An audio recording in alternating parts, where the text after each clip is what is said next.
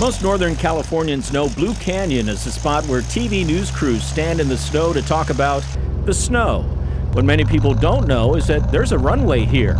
So at 5,283 feet above sea level, almost exactly 1 mile in elevation, there's a nice hidden airfield sitting among the pine trees. It's a perfect place to activate my onboard cameras for the 26.7-mile trip over Donner Pass to Truckee Airport. Carol, Mango, and me go full throttle for takeoff, heading on a slight uphill incline on the 3,300-foot-long runway. The big surprise for us, and especially for drivers, is that you fly right over Interstate 80 just seconds after liftoff. Carol missed the shot with her phone.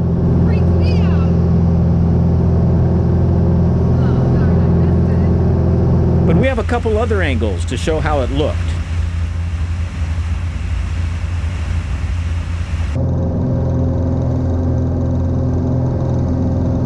The fun isn't over yet. The terrain suddenly falls away, and we're over a steep canyon where the Bear River lies below, hidden by the trees.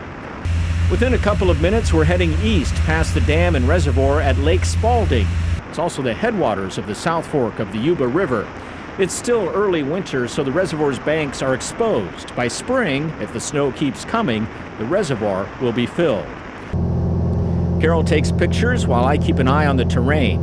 It's almost always a little bumpy going over the Sierra, with wind from the Pacific Ocean hitting the mountain slopes, creating turbulence.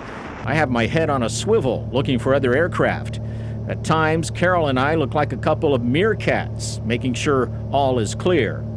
As we approach Donner Pass, the mix of sun and clouds, rock and snow paint a kaleidoscope under the wings. Soon we're flying over Donner Lake and beginning our descent into Truckee. The airport is in the Truckee Meadows, a wide, flat space with plenty of room. I turn for final on runway 29er, landing into the wind toward the west. And I must say, considering the bumpy conditions moments earlier, I pretty much greased the landing.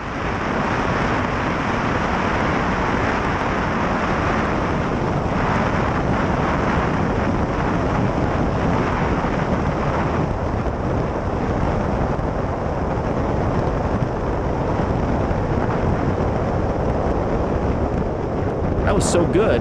Let's see it again.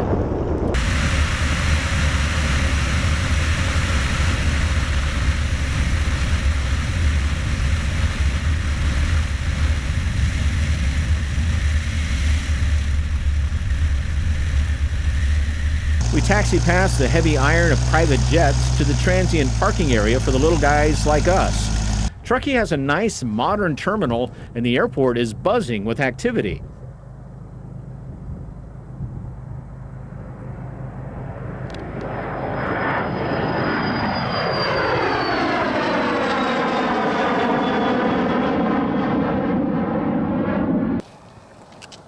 What is that, Mango? A plane of snow? Freed from the plane, Mango heads off on a mission of discovery. While there's plenty of snow on the nearby ski slopes, there's not much here on the ground in Truckee. So Mango is less than excited about the crunchy, icy stuff left behind. Take a ride share into town to grab a little bite to eat and run into Olive, Waffles, and Lulu from San Francisco out for a walk. We actually come up here quite a bit because of the dog-friendly appeal. We typically walk everywhere, which is really nice. She loves the snow.